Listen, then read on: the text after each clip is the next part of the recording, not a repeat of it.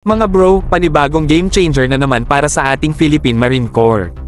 Nakumpirma na ang pagbili ng KMPV 4x4 Armored Vehicles at MRF-56 Squad Automatic Weapons para lalo pang palakasin ang kakayahan ng ating mga mandirigma sa frontline.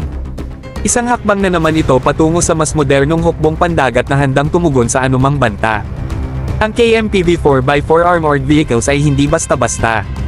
Ito ang uri ng sasakyang kayang magdala ng tropa ng mabilis at ligtas sa kahit anong terrain.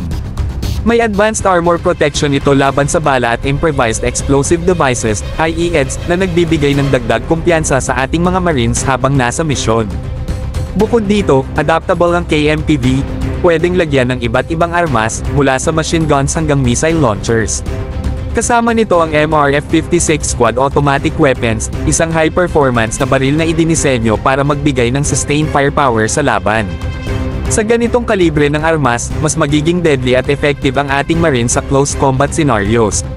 Isa rin itong tulong sa squad-level operations kung saan kinakailangan ng rapid response at continuous firepower.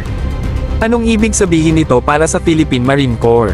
Mga bro, ang kombinasyon ng KMPV 4x4 at MRF-56 ay nagbibigay ng tactical edge sa mga Marines. Sa mobility, protection, at firepower na ito, mas lalong mag-e-excel ang ating puwersa sa kanilang mga operasyon, lalo na sa mga lugar kung saan mahalaga ang speed at precision.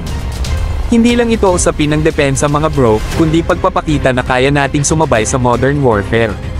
Ang ganitong mga kagamitan ay nagpapakita na seryoso ang ating gobyerno sa pagpapalakas ng ating puwersa.